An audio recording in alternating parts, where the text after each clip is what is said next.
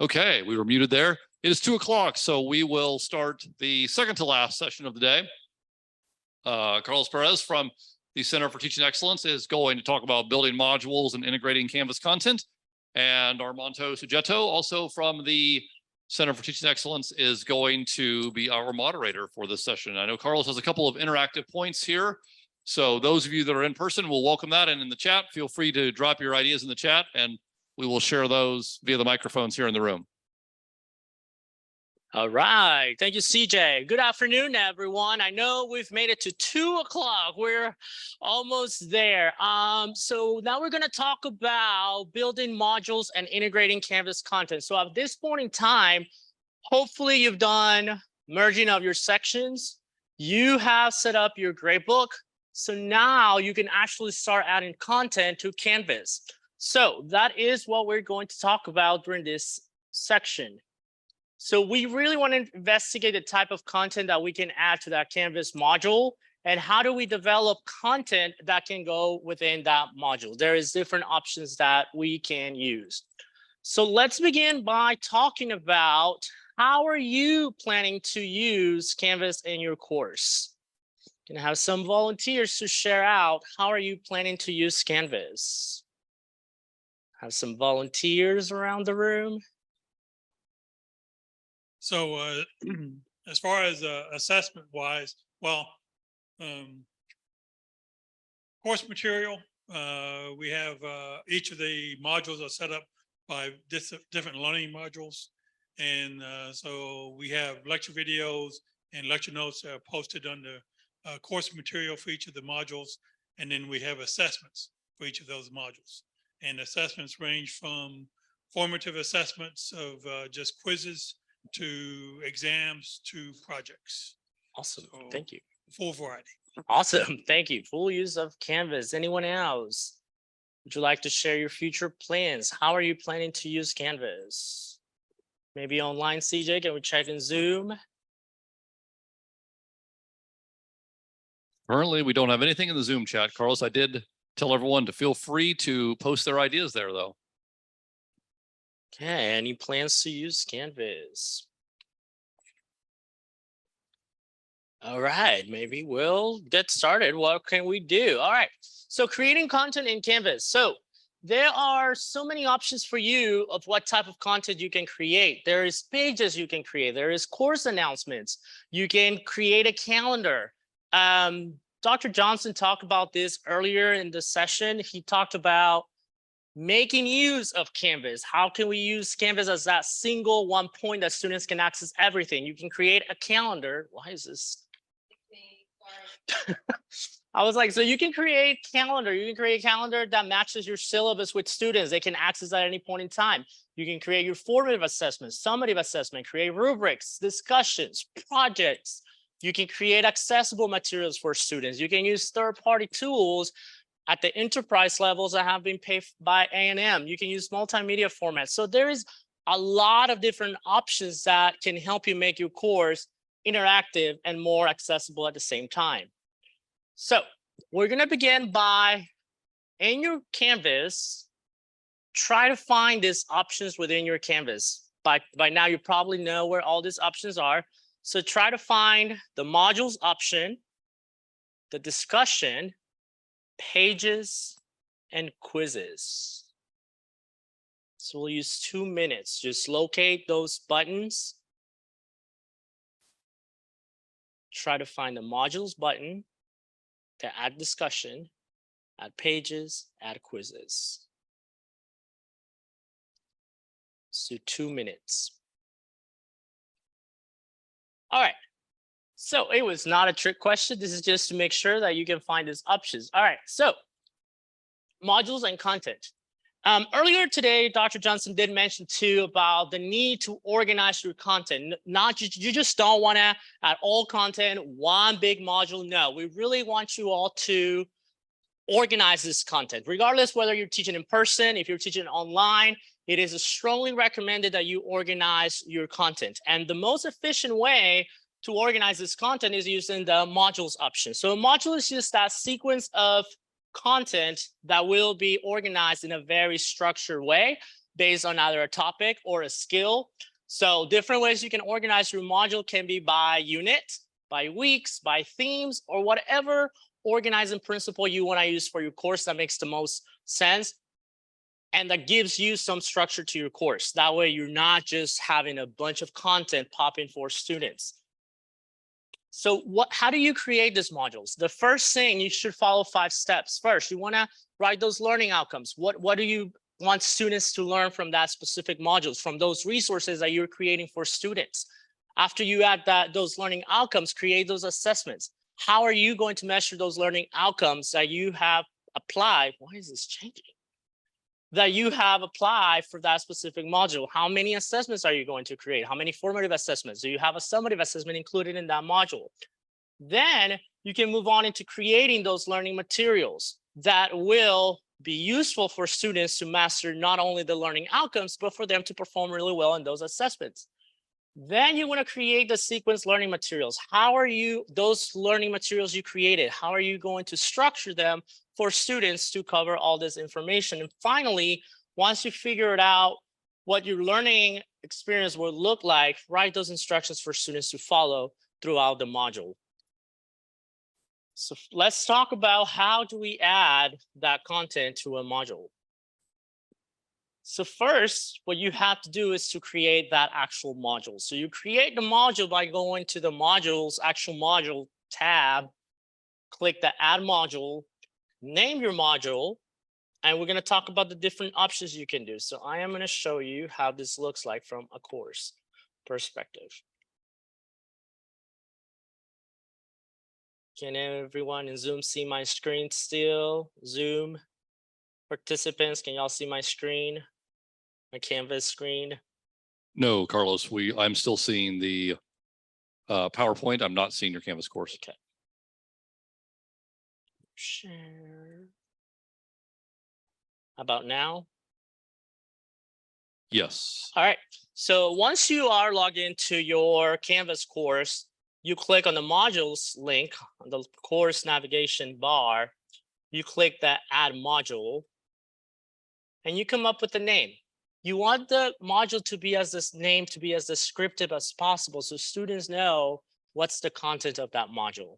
So you might want to put module 1 and a quick description for that module. So it could be module 1 introduction, module 1 depending on how you decided to organize your course. So for my purposes, I'm just going to go with practice module. I know, not very descriptive. So what you can do at the time of creating this module, you can add a lock until option. So that allows you to decide when do you want to make this module public for your students? Do you want to, I mean, you don't necessarily have to apply this, but it is a good option. So if you want this to be published on Monday, August 21st, you can decide that right away. So if you already know when this module needs to be published by, you can use this option. Another option you can add here, you can add prereqs. Okay, this one is a really tricky option. It's very, very tricky because if students go through this process, you have to make sure that it is possible for students to move on throughout the activities. And I'm going to explain to you in a moment what do I mean by that. So if you want students to complete module 1 before moving on to module 2, they would have to do all the tasks that are required to do. So you have to be careful when you set up those prereqs that they're attainable for students, and that's not going to prevent them from moving on to the next part in the module. It can get very tricky if you don't set up those requirements the right way. So that is the gist of creating a module. Okay. And move on. So many tabs opened. Go.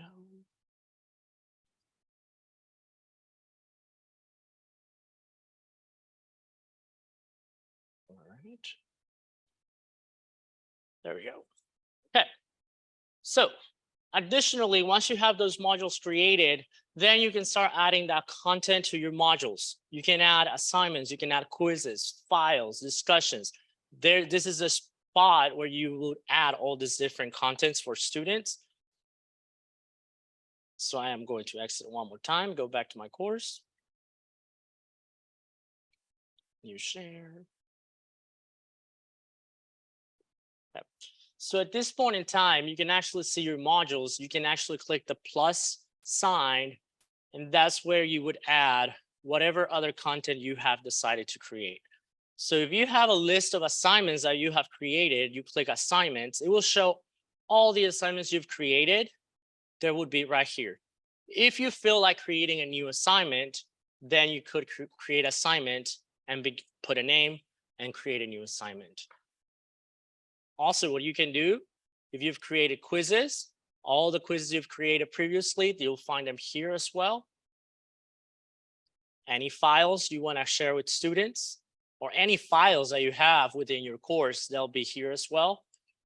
Pages, all possible pages you've created, you have access here. Or if you just want to create a new page, that's the way to do it. Discussions, so pretty much everything that you need for a module. This is a place to add it.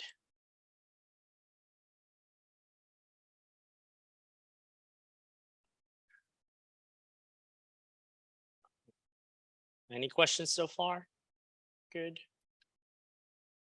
All right.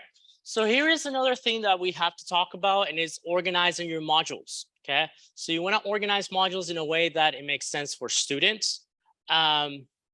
Canvas allows you to add headers for within the module. So once you've created your module, you can actually divide down modules by different sections.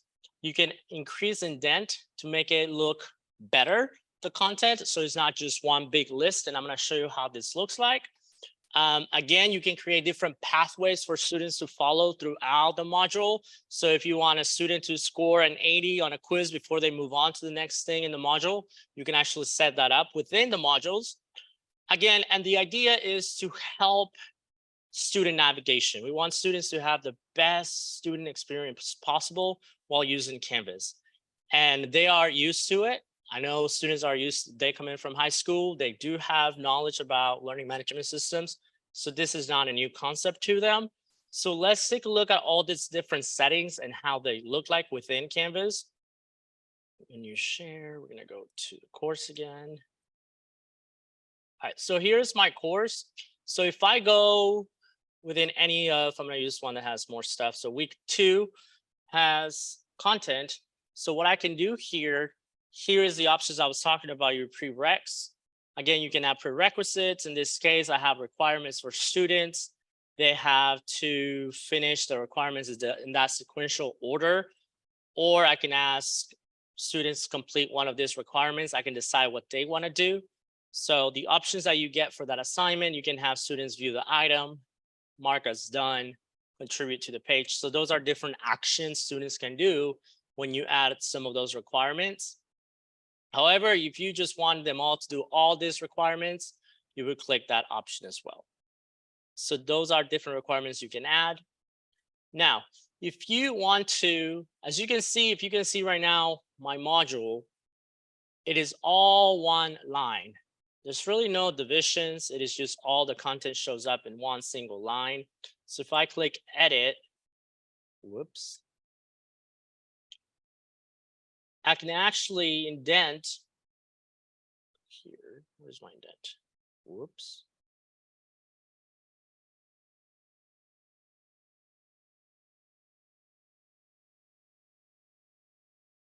Is it not? All right, when you click plus, so we're gonna, right here, you add the indent to whatever you add. So for example, if you are going to add a new quiz and you want it to have space, quiz now, we're not doing quiz, we're doing an assignment, and I'm just gonna name it practice.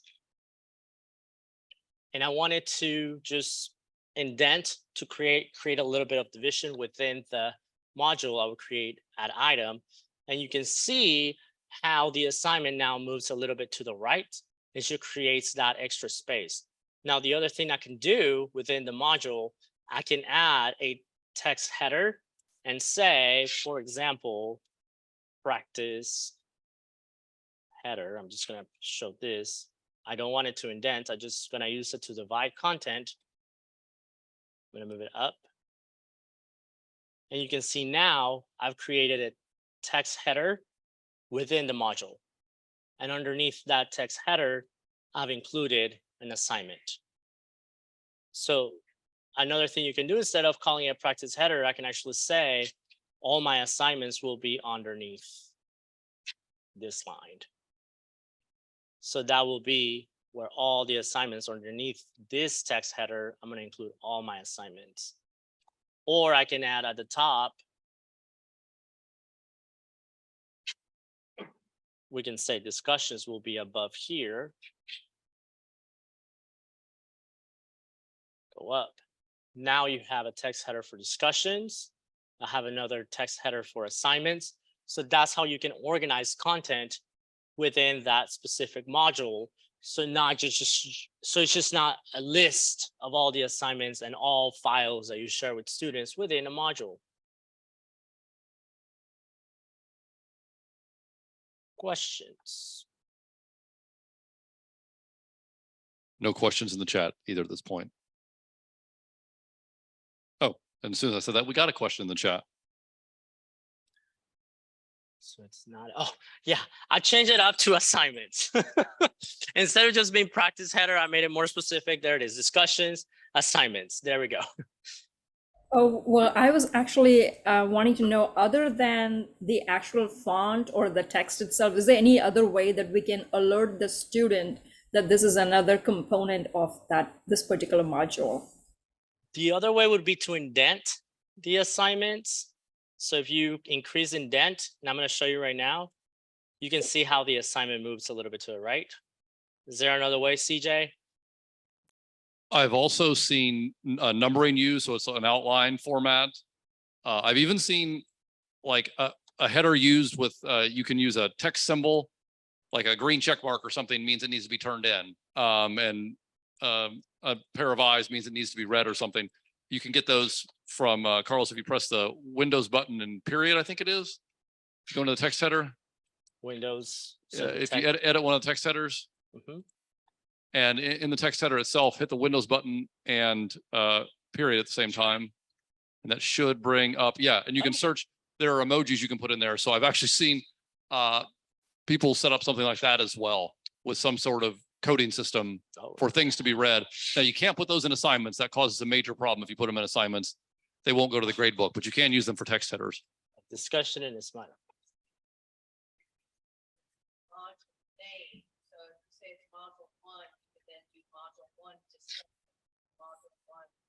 Oh, this is great. Thank you.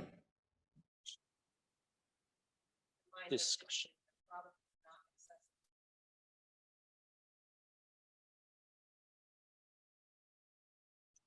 Let's go module 1 discussion. Go. Okay. Good question. Thank you. All right.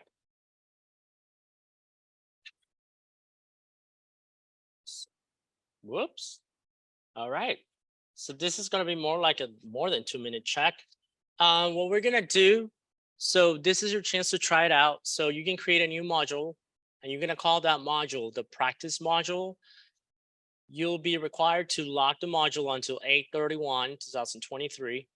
Feel free to add a page to the practice module. You can name the page practice page in the content. You can add an introduction message, save the page. Then within the module, you can increase the indent of practice page, add a text header with the name content. See if you can get through all these tasks. So let's do 5 minutes or 10 minutes.